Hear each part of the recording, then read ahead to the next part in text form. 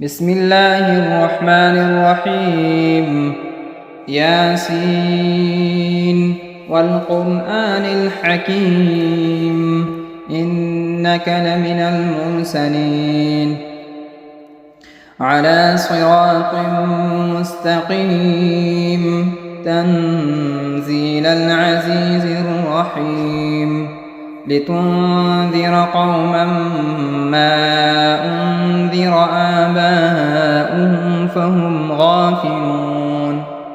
لقد حق القول على أكثرهم فهم لا يؤمنون إنا جعلنا في أعناقهم أغلالا فهي إلى الأذقان فهم مقمحون وجعلنا من بين أيديهم سدا ومن خلفهم سدا فأغشيناهم فهم لا يبصرون وسواء عليهم أأنذرتهم أم لم تنذرهم لا يؤمنون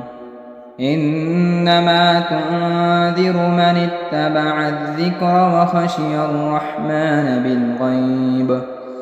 فبشره بمغفرة وأجر كريم إنا نحن نحيي الموتى ونكتب ما قدموا وآثارهم وكل شيء أحصيناه في إمام مبين واضرب لهم مثلا أصحاب القرية إذ جاءها المرسلون إذ أرسلنا إليهم 2 فكذبوهما فعززنا بثالث فقالوا إنا إليكم مرسلون قالوا ما أنتم إلا بشر مثلنا وما أنزل الرحمن من شيء إن أنتم إلا تكذبون قالوا ربنا يعلم إنا إليكم لمرسلون وما علينا إلا البلاغ المبين قالوا إنا تطيرنا بكم لئن لم تنتهوا لنرجمنكم وليمسنكم منا عذاب أليم قالوا طائركم معكم أئن ذكرتم بل أنتم قوم مسرفون وجاء من أقصى المدينة رجل يسعى قال يا قوم اتبعوا المرسلين اتبعوا من لا يسألكم أجرا وهم مهتدون وما لي لا أعبد الذي فطرني وإليه ترجعون أأتخذ من دونه آلهة إن يردني الرحمن بضر لا تغن عني شفاعتهم شيئا ولا ينقذون إني إذا لفي ضلال مبين إني آمنت بربكم فاسمعون قيل ادخل الجنة قال يا ليت قومي يعلمون بما غفر لي ربي وجعلني من المكرمين وما أنزلنا على قومه من بعده من جند من السماء وما كنا منزلين إن كانت إلا صيحة واحدة فإذا هم خامدون يا حسرة على العباد ما يأتون يأتيهم من رسول إلا كانوا به يستهزئون ألم يروا كم أهلكنا قبلهم من القرون أنهم إليهم لا يرجعون وإن كل لما جميع لدينا محضرون وآية لهم الأرض الميتة أحييناها وأخرجنا منها حبا فمنه يأكلون وجعلنا فيها جنات من نخيل وأعناب وفجرنا فيها من العيون ليأكلوا من ثمره وما عملته أيديهم أفلا يشكرون سبحان الذي خلق الأزواج كلها مما تنبت الأرض ومن أنفسهم ومما لا يعلمون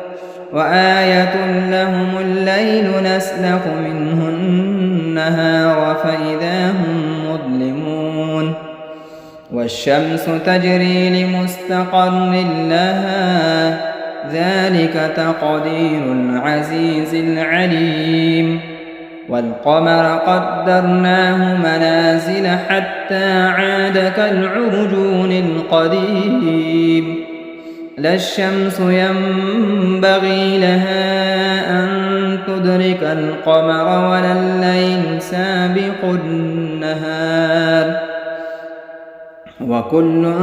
في فلك يسبحون وآية لهم أنا حملنا ذريتهم في الفلك المشحون وخلقنا لهم من مثله ما يركبون وإن نشأ نغرقهم فلا صريخ لهم ولا هم ينقذون إلا رحمة منا ومتاعا إلى حين وإذا قيل لهم اتقوا ما بين أيديكم وما خلفكم لعلكم ترحمون وما تأتيهم من آية من آيات ربهم إلا كانوا عنها معرضين وإذا قيل لهم أنفقوا مما رزقكم الله قال الذين كفروا للذين آمنوا أنطعم من لو يشاء الله أطعمه إن أنتم إلا في ضلال مبين ويقولون متى هذا الوعد إن كنتم صادقين ما ينظرون إلا صيحة واحدة تأخذهم وهم يخصمون فلا يستطيعون توصية ولا إلى أهلهم يرجعون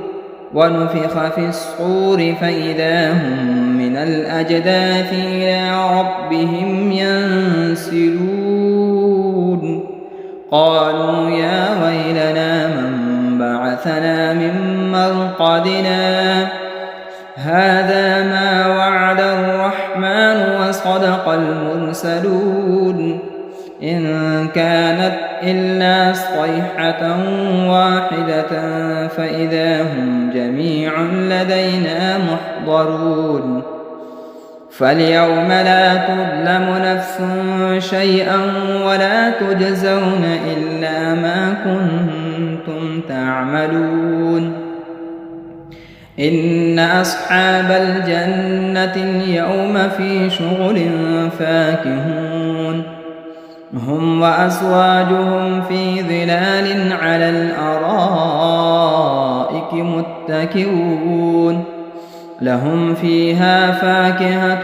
ولهم ما يدعون سلام قولا من رب رحيم وامتازوا اليوم أيها المجرمون ألم أعهد إليكم يا بني آدم ألا تعبدوا الشيطان إنه لكم عدو مبين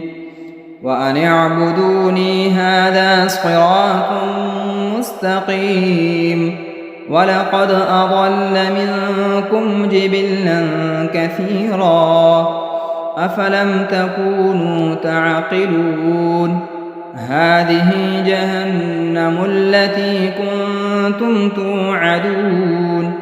اصلوها اليوم بما كنتم تكفرون اليوم نختم على أفواههم وتكلمنا أيديهم وتشهد أرجلهم بما كانوا يكسبون ولو نشاء لطمسنا على أعينهم فاستبقوا الصراط فأنى يبصرون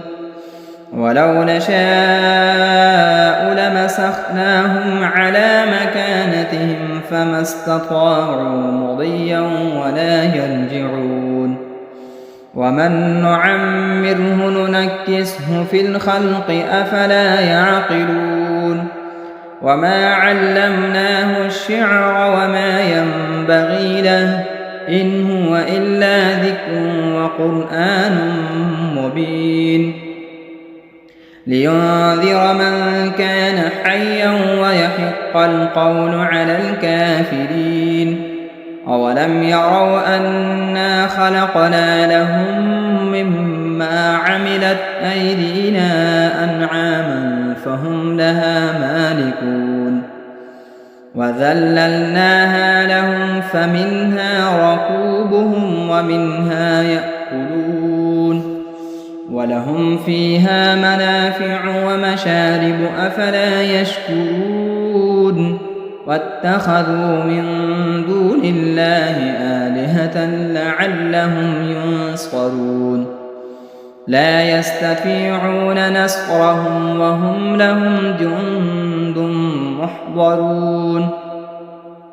فلا يحزنك قولهم إنا نعلم ما يسرون وما يعلنون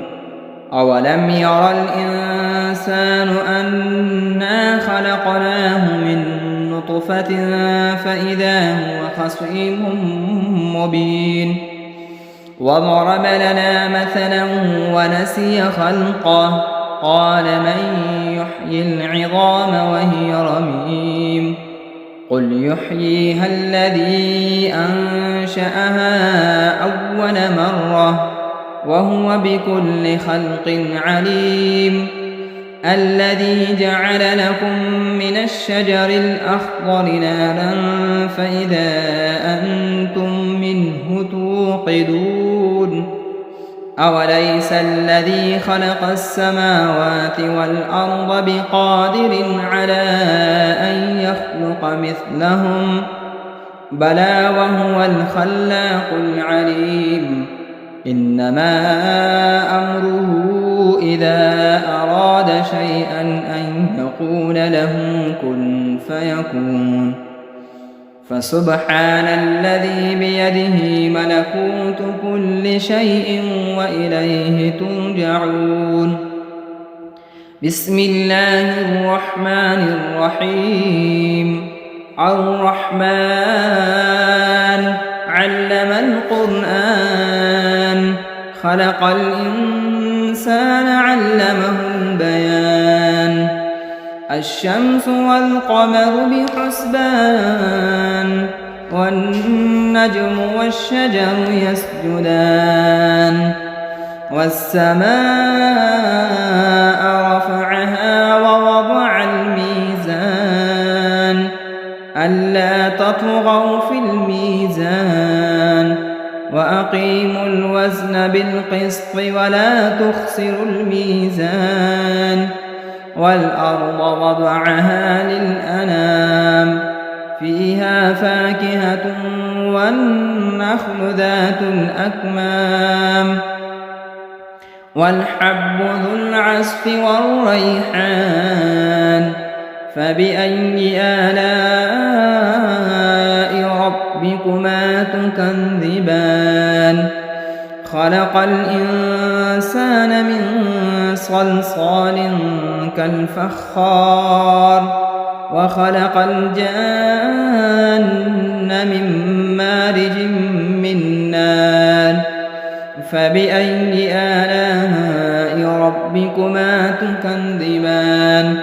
رب المشرقين ورب المغربين فبأي آلاء ربكما تكذبان مرج البحرين يلتقيان بينهما برزخ لا يبغيان فبأي آلاء ربكما تكذبان يخرج منهما اللؤلؤ والمرجان فبأي آلاء ربكما تكذبان وله الجوار المنشآت في البحر كالأعلام فبأي آلاء ربكما تكذبان كل من عليها فان ويبقى وجه ربك ذو الجلال والإكرام فبأي آلاء ربكما تكذبان يسأله من في السماوات والأرض كل يوم هو في شأن فبأي آلاء ربكما تكذبان سنفرغ لكم أيها الثقلان فبأي آلاء ربكما تكذبان يا معشر الجن والإنس إن استطعتم أن تنفذوا من أقطار السماوات والأرض فانفذوا لا تنفذون إلا بسلطان فبأي آلاء ربكما تكذبان يرسل عليكما شؤاد من نار ونحاس فلا تنتصران فبأي آلاء ربكما تكذبان فإذا انشقت السماء فكانت وردة كالدهان فبأي آلاء ربكما تكذبان فيومئذ لا يسأل عن ذنبه إنس ولا جان فبأي آلاء ربكما تكذبان يعرف المجرمون بسيماهم فيؤخذ بالنواصي والأقدام فبأي آلاء ربكما تكذبان هذه جهنم التي يكذب بها المجرمون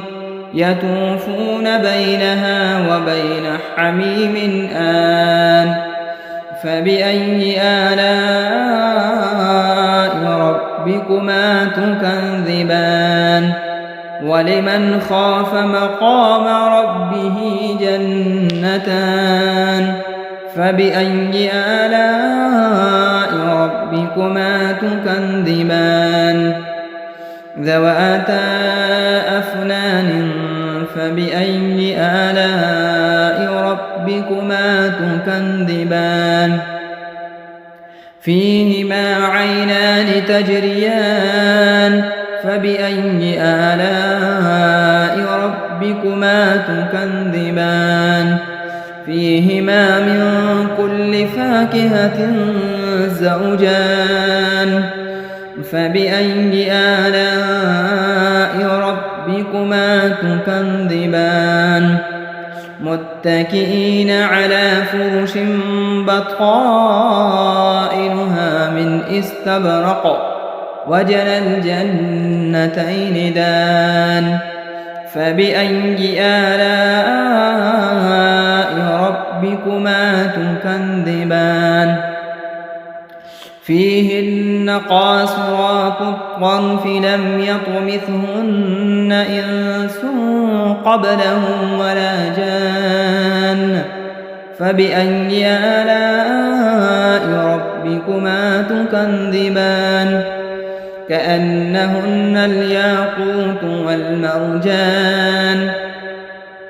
فبأي آلاء ربكما تكذبان هل جزاء الإحسان إلا الإحسان فبأي آلاء ربكما تكذبان ومن دونهما جنتان فبأي آلاء ربكما تكذبان مدهامتان فبأي آلاء ربكما تكذبان فيهما عينان نضاختان فبأي آلاء ربكما تكذبان فيهما فاكهة ونخل ورمان فبأي آلاء ربكما تكذبان فيهن خيرات حسان فبأي آلاء ربكما تكذبان حور مقصورات في الخيام فبأي آلاء ربكما تكذبان لم يطمثهن إنس قبلهم ولا جان فبأي آلاء ربكما تكذبان متكئين على رفرف خضر وعبقري حسان فبأي آلاء ربكما تكذبان تبارك اسم ربك ذي الجلال والإكرام بسم الله الرحمن الرحيم إذا وقعت الواقعة ليس لوقعتها كاذبة خافضة رافعة إذا رجت الأرض رجا وبست الجبال بسا فكانت هباء منبثا وكنتم أزواجا ثلاثا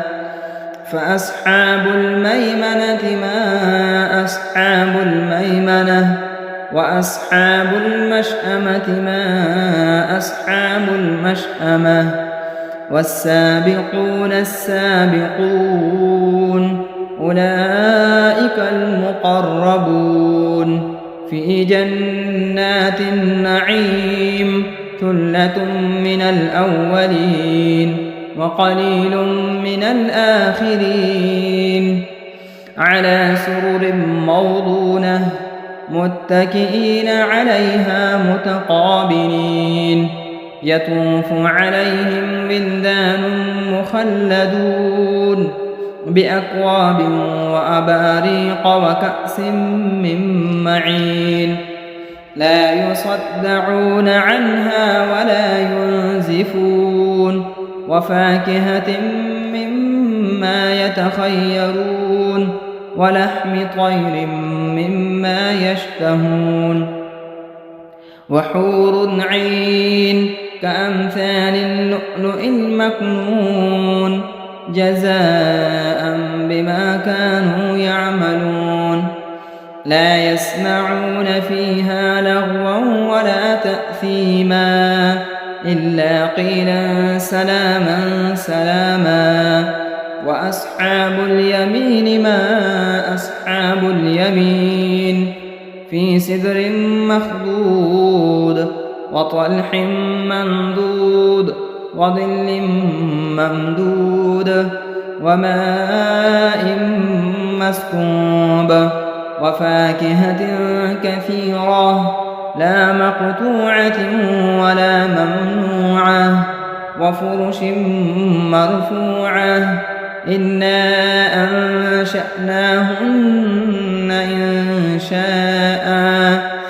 فجعلناهن أبكارا عربا أترابا لأصحاب اليمين ثلة من الأولين وثلة من الآخرين وأصحاب الشمال ما أصحاب الشمال في سموم وحميم وظل من يحموم لا بارد ولا كريم إنهم كانوا قبل ذلك مترفين وكانوا يصرون على الحنث العظيم وكانوا يقولون أئذا متنا وكنا ترابا وعظاما أئنا لمبعوثون أوآباؤنا الأولون قل إن الأولين والآخرين لمجموعون إلى ميقات يوم معلوم ثم إنكم أيها الضالون المكذبون لآكلون من شجر من زقوم فمالئون منها البطون فشاربون عليه من الحميم فشاربون شرب الهيم هذا نزلهم يوم الدين نحن خلقناكم فلولا تصدقون أفرأيتم ما تمنون أأنتم تخلقونه أم نحن الخالقون نحن قدرنا بينكم الموت وما نحن بمسبوقين على أن نبدل أمثالكم وننشئكم فيما لا تعلمون ولقد علمتم النشأة الأولى فلولا تذكرون أفرأيتم ما تحرثون أأنتم تزرعونه أم نحن الزارعون لو نشاء لجعلناه حطاما فظلتم تفكهون إنا لمغرمون بل نحن محرومون أفرأيتم الماء الذي تشربون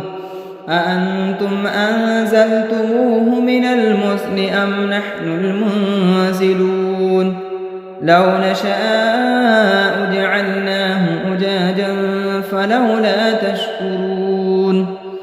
أفرأيتم النار التي تورون أأنتم أنشأتم شجرتها أم نحن المنشئون نحن جعلناها تذكرة ومتاعا للمقوين فسبح باسم ربك العظيم فلا أقسم بمواقع النجوم وإنه لقسم لو تعلمون عظيم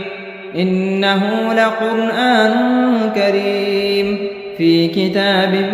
مكنون لا يمسه إلا المطهرون تنزيل من رب العالمين أفبهذا الحديث أنتم مدهنون وتجعلون رزقكم أنكم تكذبون فلولا إذا بلغت الحلقوم وأنتم حينئذ تنظرون ونحن أقرب إليه منكم ولكن لا تبصرون فلولا إن كنتم غير مدينين ارجعونها إن كنتم صادقين فأما إن كان من المقربين فروح وريحان وجنة نعيم وأما إن كان من أصحاب اليمين فسلام لك من أصحاب اليمين وأما إن كان من المكذبين الضالين فنزل من حميم وتصلية جحيم إن هذا لهو حق اليقين فسبح باسم ربك العظيم بسم الله الرحمن الرحيم تبارك الذي بيده الملك وهو على كل شيء قدير الذي خلق الموت والحياة ليبلوكم أيكم أحسن عملا وهو العزيز الغفور الذي خلق 7 سماوات طباقا ما ترى في خلق الرحمن من تفاوت فارجع البصر هل ترى من فتور ثم ارجع البصر كرتين ينقلب إليك البصر خاسئا وهو حسير ولقد زينا السماء الدنيا بمصابيح وجعلناها رجوما للشياطين وأعتدنا لهم عذاب السعير وللذين كفروا بربهم عذاب جهنم وبئس المصير إذا ألقوا فيها سمعوا لها شهيقا وهي تفور تكاد تميز من الغيظ كلما ألقي فيها فوج سألهم خزنتها ألم يأتكم نذير قالوا بلى قد جاءنا نذير فكذبنا وقلنا ما نزل الله من شيء إن أنتم إلا في ضلال كبير وقالوا لو كنا نسمع أو نعقل ما كنا في أصحاب السعير فاعترفوا بذنبهم فسحقا لأصحاب السعير إن الذين يخشون ربهم بالغيب لهم مغفرة وأجر كبير وأسروا قولكم أو اجهروا به إنه عليم بذات الصدور ألا يعلم من خلق وهو اللطيف الخبير هو الذي جعل لكم الأرض ذلولا فامشوا في مناكبها وكلوا من رزقه وإليه النشور أأمنتم من في السماء أن يخسف بكم الأرض فإذا هي تمور أم أمنتم من في السماء أن يرسل عليكم حاصبا فستعلمون كيف نذير ولقد كذب الذين من قبلهم فكيف كان نكير أولم يروا إلى الطير فوقهم صافات ويقبض ما يمسكهن إلا الرحمن إنه بكل شيء بصير أمن هذا الذي هو جند لكم ينصركم من دون الرحمن إن الكافرون إلا في غرور أمن هذا الذي يرزقكم إن أمسك رزقه بل لجوا في عتو ونفور أفمن يمشي مكبا على وجهه أهدى أمن يمشي سويا على صراط مستقيم قل هو الذي أنشأكم وجعل لكم السمع والأبصار والأفئدة قليلا ما تشكرون قل هو الذي ذرأكم في الأرض وإليه تحشرون ويقولون متى هذا الوعد إن كنتم صادقين قل إنما العلم عند الله وإنما أنا نذير مبين فلما رأوه زلفة سيئت وجوه الذين كفروا وقيل هذا الذي كنتم به تدعون قل أرأيتم إن أهلكني الله ومن معي أو رحمنا فمن يجير الكافرين من عذاب أليم قل هو الرحمن آمنا به وعليه توكلنا فستعلمون من هو في ضلال مبين قل أرأيتم إن أصبح ماؤكم غورا فمن يأتيكم بماء معين صدق الله مولانا العظيم.